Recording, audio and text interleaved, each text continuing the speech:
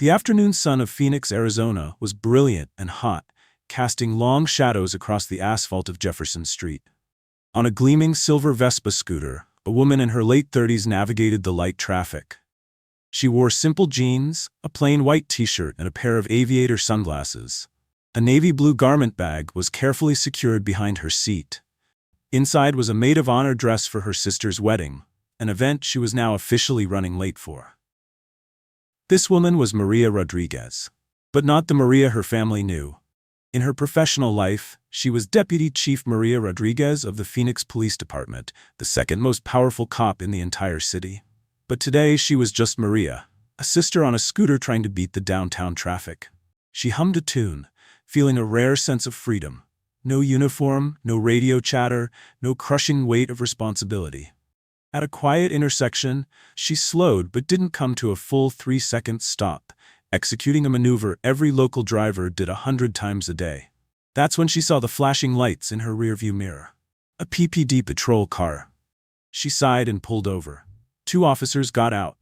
The older one, with a thick mustache and a name tag reading Miller, sauntered up with an air of practiced authority. The younger one, Davis, hung back, looking bored. Miller, well, what's the hurry, little lady? You ran that stop sign. That's a pretty serious violation. Maria kept her cool. Maria, I apologize, officer. I'm on my way to my sister's wedding. A bit preoccupied. Miller chuckled darkly. A wedding, huh? Expensive, I bet. A ticket like this, plus court fees, could ruin a weekend. Not to mention, we'd have to check if this scooter's even registered. He leaned in, lowering his voice. But maybe we can find a simpler way to resolve this, a kind of on-the-spot donation. Helps us, helps you. The paperwork just disappears. Maria froze inside. This was it. The whispered rumor she had been chasing for a year. Corruption. Not a rumor, reality. She could end it by flashing her badge. But then she'd only catch Miller. Not the culture, not the rot. So she stayed calm. Maria, I don't think so, officer. Please just write the ticket. Miller's smirk vanished. Miller. Tough girl, huh? All right, we'll do this by the book, my book. He ordered Davis to run her name, search the scooter, and check her garment bag. When Miller unzipped it, he dragged the delicate navy silk dress across the dusty ground.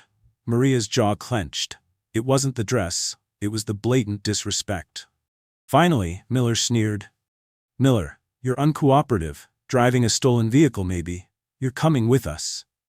He cuffed her. Maria looked past him at the Phoenix skyline. She'd missed the wedding, but she was about to attend a much more important event, the gutting of a rotten precinct.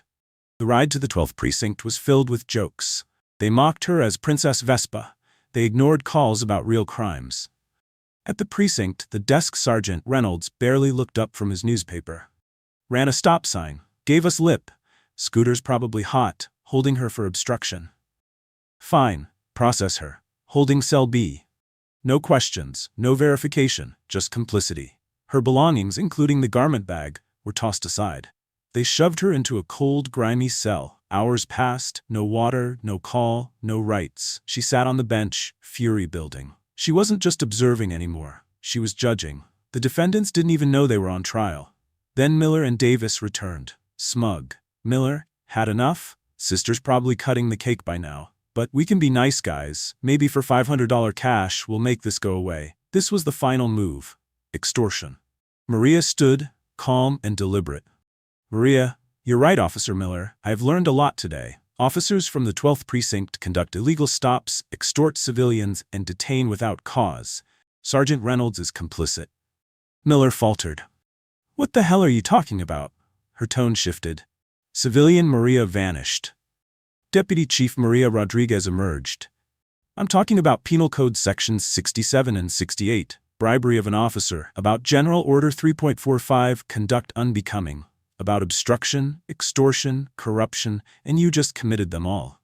The men froze, confused, terrified. She demanded her purse. Davis scrambled to get it. Maria calmly pulled out a leather case, flipped it open, and revealed a gold badge. Maria, Officer Miller, Officer Davis, Sergeant Reynolds, my name is Deputy Chief Maria Rodriguez, and you are all in a world of trouble.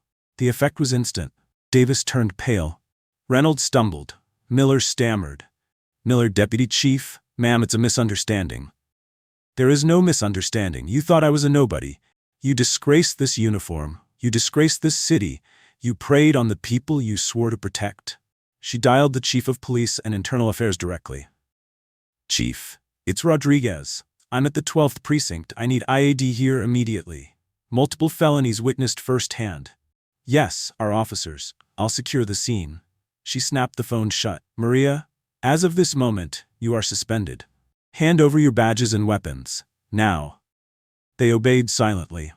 Maria Rodriguez stood in the middle of the precinct, not a victim in a holding cell, the hammer of justice. She had missed her sister's wedding, but she had performed a far more important ceremony, cutting cancer out of her own department. The road to reform was long, but for the first time in a long time, it looked cleaner.